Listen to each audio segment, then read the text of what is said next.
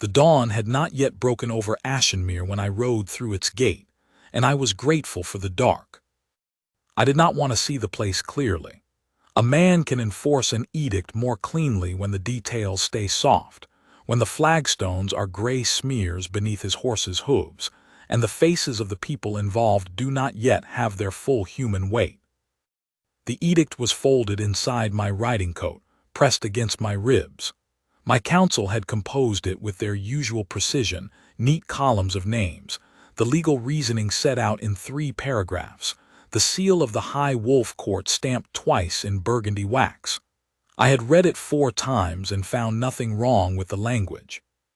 The law was the law of Varenthal, and I was its alpha king, and I had ridden 3 hours through the cold plain to enforce it personally, because the council had asked me to, and because I had no particular reason to refuse.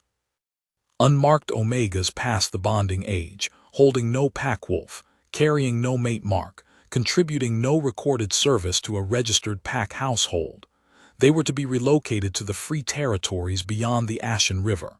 It was not cruelty. The council had been careful to say it was not cruelty, and I had nodded, and they had been careful not to meet my eyes, and I had nodded again. There were 11 names on the list from Ashenmere's outer district. One was circled. Saren of the Wolf Hold, Memorikipper unmarked. Age, unrecorded, which meant either she had no documentation or her documentation had been deliberately obscured. Notes in the margin in my steward Cavan's cramped hand. Tends the aged pack wolves at the outer holding. Not a registered healer. Unknown how long she has been in the position. The wolves permit her presence, which is unusual. Unusual. Cavan did not use that word lightly. I had folded the edict and ridden anyway. My wolf stirred when we came through Ashenmere's outer gate. He did that sometimes, woke from his usual low, watchful quiet, and pressed against the inside of my chest as if something ahead had caught his attention. I pressed back, the way I always did, and he subsided. I had learned, over 31 years of carrying him, not to read too much into his restlessness. He was a great wolf, old and particular, and he responded to many things I could not always identify: a shift in weather, a sickness in the pack, sometimes nothing I could name at all. He was restless now. I dismounted in the outer courtyard of the Wolf Hold. The holding was older than the citadel, low stone walls, a flagstone yard, a long building with wide low doors built for wolves rather than men. No lamps burning yet. The escort I'd brought, 4 of the council's guard, waited at the gate. I had told them to stay back until I had spoken with her first. I do not know, even now, why I made that decision. I told myself it was a matter of dignity. Giving the woman a moment to compose herself before the formal removal. I crossed the courtyard and raised my hand to knock on the side door of the holding. The door opened before my knuckles touched wood. She stood in the doorway with a clay bowl in her hands and a length of linen over one shoulder, and she looked at me the way people look at a man who has arrived exactly when he was expected, not startled, not frightened, simply acknowledging. "You are the king," she said. It was not a question. "I am," I said. My voice came out more carefully than I intended.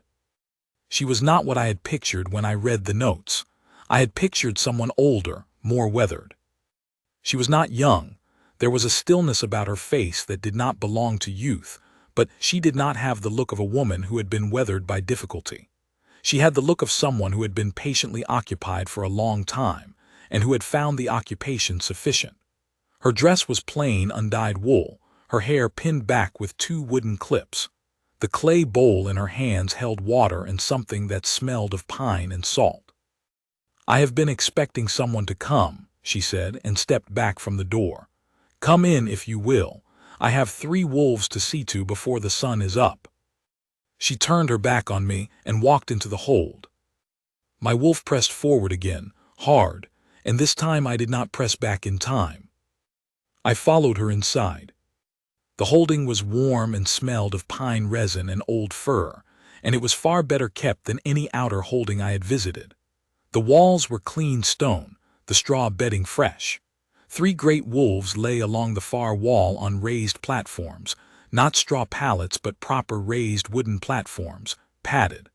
One was white-muzzled, his sides moving with the careful shallow breath of very old age.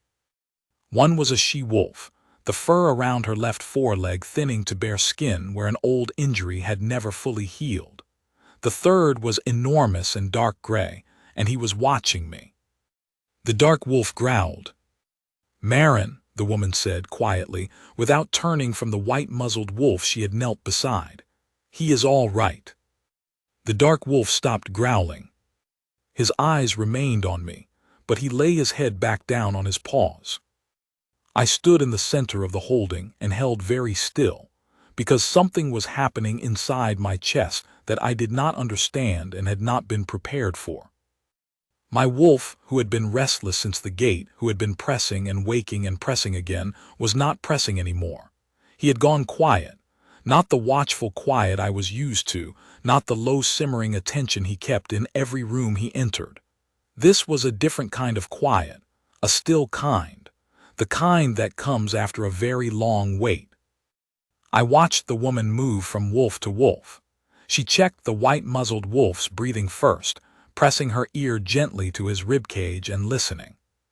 She spoke to him very quietly, words I could not make out, and he sighed, the vast exhale of an old animal setting down some small tension it had been carrying. She smoothed the fur behind his ear with the backs of her fingers, not her palm, as if she knew something about the texture of that wolf's comfort. She tended the she-wolf next, cleaning the bare skin of the old injury with the linen and the pine salt water. The she-wolf did not flinch. She kept her eyes on the woman's face the whole time, the way an animal keeps its eyes on the only thing in the room it trusts. When she came to the dark wolf, Marin, she set her hand on his enormous head without a word of preparation, and he closed his eyes. I had seen that wolf's file. He was in the record as ungovernable.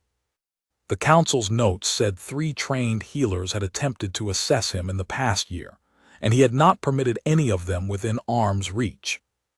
He was asleep now, his chin on the woman's knee, while she checked the gland behind his ear with careful fingers. "The edict," I said. My voice was not quite steady, and I was not sure why. "Yes," she said, still attending to the wolf. "You know why I am here. I have known for some weeks that someone would come." She rose from her kneel with the ease of someone who spent a great deal of time on the floor and had made her peace with it. She dried her hands on the linen. "I have not prepared anything. I did not know what there was to prepare." "You have until the escort arrives," I said. "You may take what you can carry." She looked at me for the first time since we had come inside. Her eyes were the color of water over dark stone, not gray, not quite blue. She looked at me steadily, and I felt the look go somewhere it had no business going. "Who will see to them?" she said. "The council will send a registered healer." "Marin will not allow a registered healer to touch him," she said. It was not an argument, it was simply the fact. "Marin will have to adjust," I said, and I heard how it sounded and I did not like it. She nodded once, as if that settled the matter in some internal ledger she kept, and set the bowl down on the stone shelf. She moved to the door at the far end of the holding, the door that led to the small living quarters attached to the building, and I thought she was going to begin packing. She stopped. "Would you come and see Oren before you go?" she said. "He is in the outer pen. He will not settle tonight. He has been restless since yesterday, and I think," she paused, "I think it would help him to see the Alpha King. He is old enough to remember when there was still the old bond greeting between an alpha and his pack's aged wolves. He was present for it once. He would feel it." I opened my mouth to say I did not have time for that, and I did not say it. "Show me," I said instead. She led me out through the back of the holding, through a low wooden door, into a pen that opened onto the gray pre-dawn plain. A wolf stood alone in the center of the pen, enormous once. You could see the frame of him, the great chest and shoulder, but the mass had gone with age, and he moved with the uncertain step of a creature whose legs no longer entirely agreed with his intentions. His muzzle was entirely white. His eyes, when he turned them to me, were the faded gold of very old pack wolves. He saw me and went still. I did what the old protocol required, because she had asked, and because he was looking at me with those faded gold eyes that had seen the old world and the new. I lowered myself to one knee on the flagstone and held out my hand, palm up. The alpha greeting to a pack elder. My father had done it, his father before him. I had not done it in 15 years because there were no elders left who expected it, and because my council considered it an archaic ceremony that could wait. The old wolf, Orin, moved to me. His pace was slow and deliberate, that uncertain step measuring each flagstone. He lowered his great white head and pressed his nose to my palm, very lightly, and something in his chest produced a sound that was not quite a rumble and not quite a sigh. He stood there with his nose against my palm for a long moment. I felt my wolf go utterly still inside me. Not the waiting still of before, the other kind, the kind that happens when something long expected finally arrives. I looked up. She was standing 3 feet away, watching, her arms folded against the morning cold, and there were no tears on her face.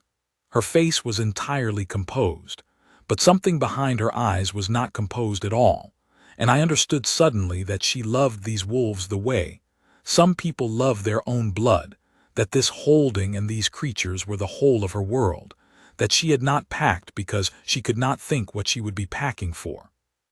My wrist burned. I turned it over. The inside of my wrist, where a mate mark lives when it lives at all, was glowing, a low gold pulse, the color of the old wolf's eyes, steady as a heartbeat. I stood. "Let me see your wrist," I said. She did not move for a moment. Then she unfolded her arms and turned her left wrist upward, and the same gold light burned there, the same steady pulse, and her face was very still and gave nothing away except the smallest trembling at the corner of her jaw. We stood in the gray pre-dawn with the old wolf between us and both our wrists burning gold, and I did not speak, because I did not have the words yet for what I was looking at. My wolf rose inside me, not the press and surge I had been holding back since the gate, but a clean rising, the way a wolf rises when it knows exactly what it is doing.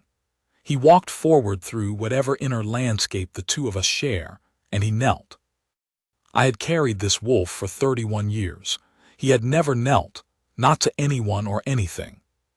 He knelt to her. I heard myself say, "You are my mate."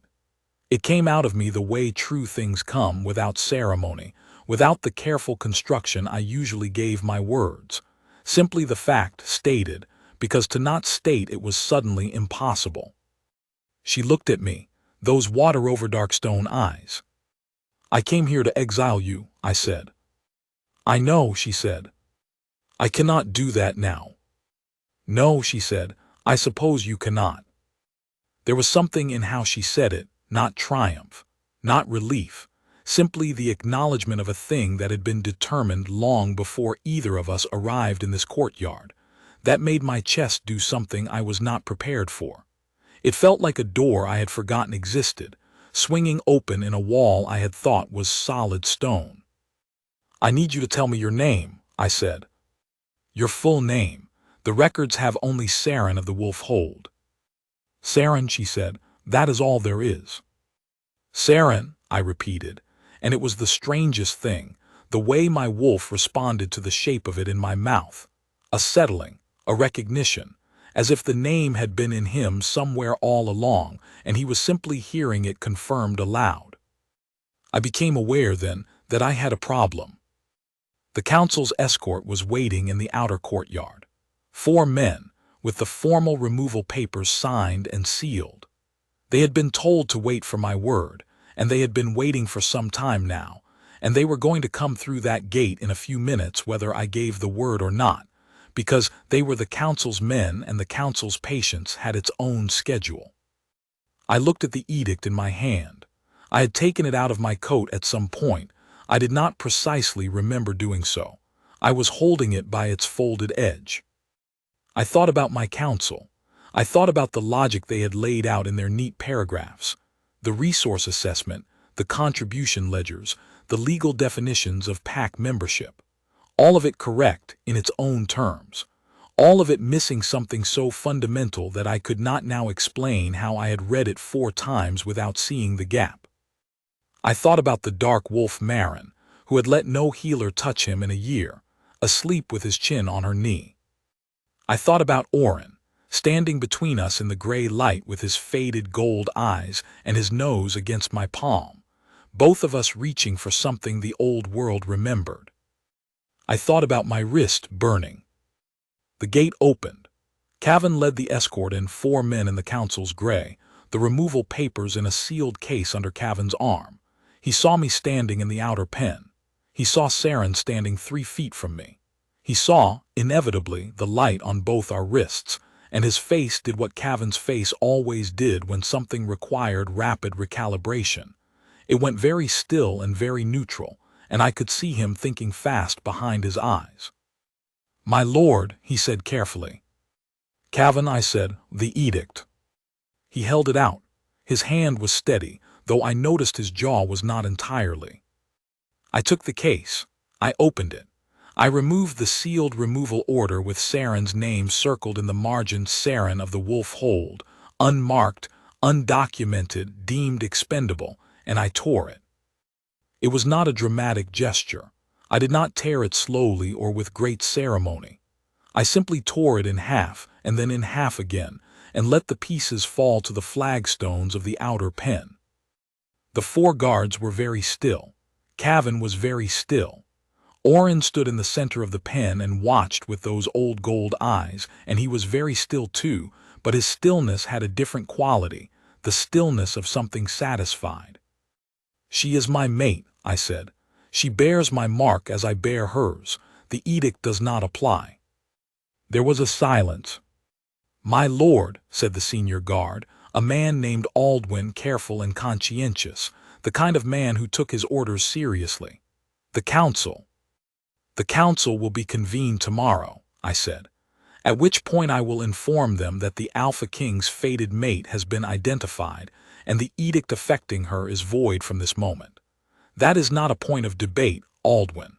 The mate bond supersedes the council's removal authority in every version of the law that has ever been written in Varenthal. You know this." Aldwin knew this. He was a thorough man and he had read the law. He nodded once precisely and took a step back. Cavan, to his enormous credit, was already making a note. I turned back to Saren. She had not moved. She was standing in the same place, the gray pre-dawn light just beginning to warm to something paler, the old wolf Orin still between us, and her face was composed, except for that small trembling at the corner of her jaw that she was working to control, and her wrist was still glowing. "I am sorry," I said, "for what I came here to do." She looked at me for a long moment. "You came," she said. "You did not send a steward. You came yourself at dawn before the light, and I think, whatever you intended when you rode through the gate, I think you came because you needed to see for yourself whether the thing you were being asked to do was a right thing." I had not thought of it that way. I was not certain she was correct, but I was not certain she was wrong. "Will you come with me?"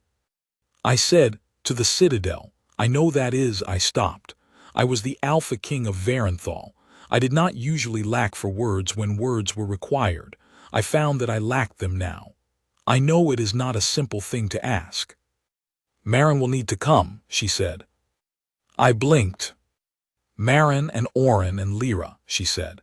"If I am to leave this holding, they come with me. They are too old for the outer pen in winter, and the registered healer the council sends will not be able to." "Yes," I said. It came out before the thought was complete. "Yes, all of them." She looked at me steadily. A testing look, not unkind, but honest. The look of someone who has learned to check whether an offer means what it says. "All of them," I repeated. "I have enough space in the Citadel's lower hold to house a dozen wolves. I have never had occasion to use it. We will use it now." Something shifted in her face. Not relief, exactly. She was too controlled for relief to show plainly, but something settled. Some particular tension she had been holding without my knowing she was holding it. "Then yes," she said, "I will come." We did not leave immediately. There were arrangements to make bedding for the wolves, a transport cart that would be wide enough for Oren's uncertain gait, a message to be sent ahead to the citadel, so the lower hold would be ready by the time we arrived. Saren moved through these arrangements with the same unhurried efficiency she had brought to the morning feeding, and I found myself staying in the outer pen long past the moment when I had any official reason to stay, watching her work. My wolf watched too. He had not gone back to his usual watchful quiet. He remained forward, present, attentive, not restless, the way he had been on the road, but alert in a new way, a way that felt more like the setting down of a long burden than the taking up of a new one. Cavan materialized at my elbow. "My lord," he said quietly, "the council." "Tomorrow," I said. "Tomorrow," he agreed, which meant he had already begun composing the meeting agenda in his head. "And the other names on the list, from Ashenmere." "The other 10. I had forgotten the other 10. I stood there in the growing dawn light, the sky going from gray to the pale cold gold of early morning, and I thought about 10 other people with their names in neat columns, the legal reasoning set out in 3 paragraphs, the seal pressed twice in burgundy wax. "Convene the council for tomorrow afternoon," I said. "All the Ashenmere names. We will revisit the entire edict." Cavan made a sound that was not quite relief, and not quite the absence of relief. "The assessment criteria," he began. "Need reassessment," I said. "Yes." He nodded, still making his note, and I thought I caught, at the very edge of his carefully neutral expression, something that might have been the distant cousin of satisfaction. I went back to Saren. She was in Oren's pen, her back to me, running her hand along the great old wolf's spine in the slow, deliberate way that was not grooming but something more like conversation.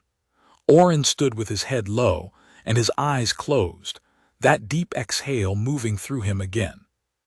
I came and stood beside her and did not speak, and she did not speak either, and the 3 of us, the old king, the woman who was apparently my fated mate, and an ancient wolf who remembered the old bond greeting, stood together in the cold early morning light while the sky finished deciding what color it was going to be. "How long have you been here?" I said eventually. "At Ashenmere," she kept her hand moving along Oren's spine. 6 years. "And before Ashenmere?"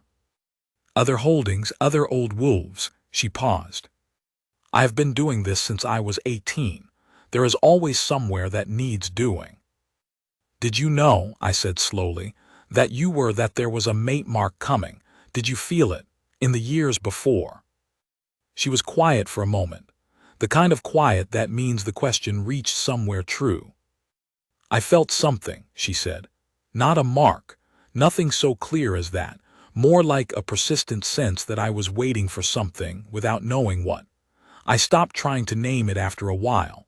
It seemed wiser to simply do the work in front of me and let the waiting be what it was. I thought about the last 15 years of my own life. The council presenting women, good women, suitable women, women with bloodlines and alliances, and every advantage the law could name.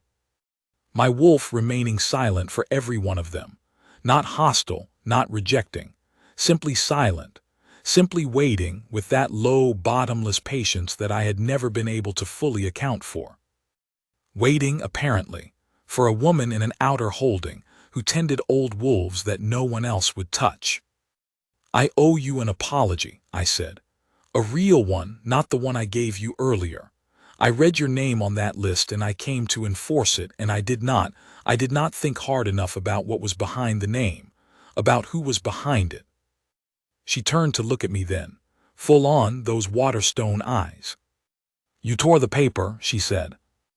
"That is not the same as not having held it." She was quiet for a moment. "No," she said. "It is not the same." And then, after a beat, "But I think there is something in the tearing all the same." We rode to the citadel mid-morning, Saren in the cart with the 3 wolves, Cavan riding ahead, the escort flanking, and me on my horse at a pace set by Oren's uncertain gait, because I had quietly told Aldwin to keep us slow. Marin rode the cart with his head out the back, watching the plain with the authority of a wolf who had decided the situation was acceptable, which I gathered from Saren was high praise. Lyra, the she-wolf with the thinning fur, slept the whole way, her head on Saren's lap. I rode beside the cart for most of the journey, which was not a thing a king did, and which my escort handled with admirable professionalism, looking neither at me nor at each other. Saren asked me questions, not the questions I expected, not about the citadel or the council or what life was going to look like now. She asked about the pack's aged wolves. Were there others in other holdings? What did the council's records show? Had anyone done a comprehensive count recently of how many old pack wolves were living in outer holdings without adequate care? I told her I did not know. She looked at me as if this was information she was filing for later use. I had the strong impression that the council was going to be having rather a different conversation than expected at tomorrow's meeting, and that a significant portion of it was going to be driven by a woman who had arrived from an outer holding that morning with 3 elderly wolves and a clay bowl. The citadel came into view as the sun reached its midpoint. Varenthal's great citadel, 300 years of stone and iron, and the collected consequence of every alpha king who had held it, rose from the plain's shallow, rise with the particular authority of a building that has never had occasion to doubt its own significance. Saren looked at it for a long moment. "It is very large," she said. "You will become accustomed to it," I said. She looked at me with a mild expression that suggested she was reserving judgment on that point, and returned her attention to Lyra, who was beginning to stir. The lower hold of the citadel had been prepared. Cavan's note had arrived ahead of us, and the staff had done it properly, fresh bedding, the temperature managed. The wide low doors Saren had apparently specified in some communication I had not been party to already installed by the time we arrived. Marin walked in and inspected the space with the gravity of a military commander assessing fortifications. He walked the perimeter twice. He lay down in the far corner and did not growl at anyone, which Saren told me quietly was his version of approval. I showed her the citadel. Not formally, not the state rooms and the council hall and the things a king shows an important guest. I showed her the building, the kitchen garden because she asked if there were herbs, the old archive because she stopped outside the door and looked at it with an expression of genuine attention, the upper walkway because from there you could see the full extent of the plain, and I wanted to see what she would make of it.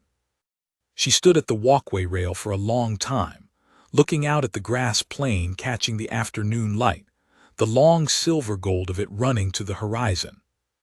"It is beautiful," she said, quietly, with the directness of someone who does not produce the word as a courtesy but as an assessment. "Yes," I said. I was looking at the plain too, but I was aware with some precision of where she was standing. The mate mark had quieted to a low, warm pulse on my wrist, not the blazing urgency of the courtyard, but steady, the way a held hand is steady, a continuous soft affirmation. When I looked over at her wrist, I could see the same glow there, the same pulse.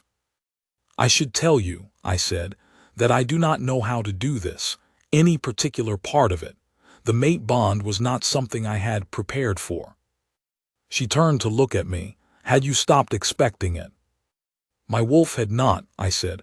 "I had. 15 years of silence will do that." "My wolf has never spoken to me," she said, and then at my expression, "I do not carry one. I am what the council's paperwork calls unmarked. I have no inner wolf. I never have." I was quiet for a moment. "The mate mark is there," I said, "on your wrist." "That is not." "I know," she said. "I know it is there. I felt it when it came and I can feel it now." She paused. "I simply wanted you to know that I have always lived without the wolf's certainty. I have had to make my own judgments about what was true." She said it plainly, without complaint, simply, "This is what my life has been. This is the terrain I have navigated." And it struck me then, not for the first time since the courtyard, but more fully, what that had meant for her. Living in a wolf kingdom without a wolf, tending other people's wolves, carrying a warmth that the pack's most difficult, most ungovernable creatures responded to, while the pack's council put her name in a column and drew a circle around it. "The council will have questions," I said. "I would expect so.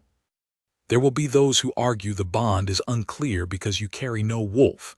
There is precedent law, old law, but it exists around mate bonds involving unmated humans and partial bonds," and I stopped. "I want you to know that I am not going to be confused about what happened in that courtyard this morning. Whatever argument they make, I know what I felt. I know what my wolf did. I know what your wrist is doing right now." I looked at the pulse of light on her skin. "The law does not need to agree with me for me to be certain." She looked at me for a long moment. "That is," she said carefully, "the most direct thing you have said to me all day." "I apologize," I said. "I am usually more." "I was not criticizing," she said. "I was noting it with appreciation." Her mouth had a quality to it that I was beginning to recognize. Not quite a smile, something quieter, something kept very close. I found myself wanting, with considerable seriousness, to deserve it. The council meeting the following afternoon ran for 3 hours. I will not recount it in full. The short account is this: there was argument as I had expected. There were 2 counselors who raised the precedent question, one genuinely uncertain, one looking for a handle to grip. There was a long passage from Counselor Breck, who had drafted the edict, concerning the specific definitions in the pack membership statute. My wolf was present through all of it, not restless, not pressing. Simply there, steady, certain, with the calm of something that has already resolved the question under discussion, and is waiting politely for the room to catch up. Saren was not in the council chamber. She was in the lower hold with Marin and Orin and Lyra. But 3 times during the meeting, Cavan left to check on something and returned, and I was fairly sure from the second trip onward that he was checking on her, and that she was asking him questions about the meeting, and that the answers she was getting were informing the quiet note she passed through the door on the 3rd trip, which Cavan placed in front of me without comment, and which was a citation to a section of the old pack law that 2 of the lawyers in the room had apparently missed, and which clarified the bond question with some precision. I read the note. I passed it to the precedent lawyer, who read it, and then read it again, and then was quiet for a moment in the particular way of a man who has just been handed an argument he cannot work around. The bond was formally recognized before the end of the session. I told them also that we would be reviewing the edict entirely, beginning with the assessment criteria. I told them that Ashenmir's remaining 10 names were to be reviewed individually, and that the review would include direct interviews, which I would conduct personally, and that the standard for relocation to the Free Territories would henceforth require my direct approval in every individual case. There was a silence in the council chamber that was more uncomfortable than most. Cavan's expression remained perfectly neutral throughout. I thought I heard him exhale once, very quietly. The formal ceremony, the Luna naming in the old tradition, was 3 days later. We held it at dawn. I had not planned it that way.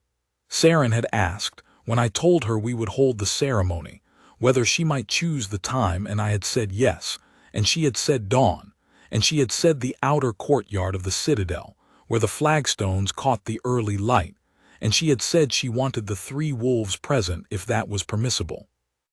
It was permissible. It was, as far as I was concerned, required. The pack assembled the citadel guard, the senior wolves, the council members, the household, in the outer courtyard as the sky went from black to the deep blue that precedes first light. Torches burned along the walls. It was cold and still, the way dawn is in Varenthal in the turn of the season, and everyone's breath came in small clouds, and there was a particular quality of attention in the assembled wolves that I recognized as the pack's instinct waking. The old recognition, deeper than reason, of something true being enacted. Saren came out of the citadel doors in a blue-gray wool dress that she had made herself, I later learned, in the 3 days between the council meeting and the ceremony. No ornamentation, her hair down, something she told me she rarely did. She walked across the courtyard with that particular unhurried certainty she carried everywhere, and my wolf came forward inside my chest and stayed forward, steady and certain, and present in a way he had not been in 15 years or perhaps ever. The councillors were there. Breck was there, who had drafted the edict. He stood near the back with his hands folded, and his face was composed, and I could not have said what was behind it. It was not my concern. His composure was his own business. I spoke the old words. They are not complicated. The mate bond names itself. The Luna naming is simply the public acknowledgement, the Alpha King saying aloud what the bond has already said in front of the pack, so that the pack knows. This is my mate. This is the one my wolf chose and I choose. This is your Luna. She stands beside me and I stand with her. The pack of Varenthal, assembled in the cold dawn courtyard, bowed. Not to me. They had bowed to me 1,000 times, that was ordinary. They bowed to her. She stood very still when they did, and I was close enough to see her face, and her face did the thing it had done in the pen at Ashenmere when I said all 3 wolves could come, that small settling, some deep thing set down. Then the wolves did something I had not expected. From the lower hold, Marin and Lyra and Orin came. I do not know who opened the door. Cavan, I learned later, who had apparently thought this through more carefully than I had. They came across the flagstones in the first pale line of dawn light, Orin with his uncertain deliberate step, Marin with his survey commander bearing, Lyra close to his flank. They came to Saren. Marin first. He lowered his great dark head, that proud, ungovernable wolf who had permitted no one near him in a year, and pressed his forehead to her palm and stood there. Then Lyra. Then Orin last, with his slow steps and his faded gold eyes, pressing his white muzzle to her hand and making that sound again, not quite a rumble, not quite a sigh, but something that was its own thing entirely. 3 old wolves, circling her in the dawn light. In the old tradition, older than the citadel, older than the current law, old enough that most of the people in the courtyard had never seen it done, that is the pack's blessing. When the pack's wolves choose, without command, to circle a new Luna at the naming, it is the pack itself saying, "We know her. We have always known her. She was ours before the law said so." There was a long silence in the courtyard. The cold air, the torches, the pale first edge of sun just reaching the stone. I took Saren's hand. The mate mark on both our wrists burned warm and steady, not the gold blaze of the courtyard at Ashenmere, but something deeper than that, something more settled. The color of Orin's eyes, the color of the early light. She looked at me. There are 1,000 things I could have said. I am the Alpha King of Varenthal, and I have never been entirely without words, and I had been composing things to say for 3 days. I said none of them. I held her hand and she looked at me, and Marin stood at her left side like a misshapen fur-cloaked guardian, and Orin stood between us with his white muzzle lowered and his old eyes satisfied, and the pack of Varenthal held its breath in the dawn courtyard. "Thank you," I said, "for opening the door before I knocked." She looked at me, and that thing that was not quite a smile and was quieter than a smile settled across her face, and she turned her hand in mine so our fingers laced. "You would have knocked," she said. "That is what I thought when I saw you crossing the courtyard. That you were a man who would knock." I did not know, even then, whether she was right. I know only that I am glad I was given the chance to be. Orin made his sound, not a rumble, not a sigh, something entirely its own. And the sun came over the Varenthal plain and laid its first long gold across the flagstones. And the pack of Varenthal rose from its bow, and my mate stood in the light and did not look away.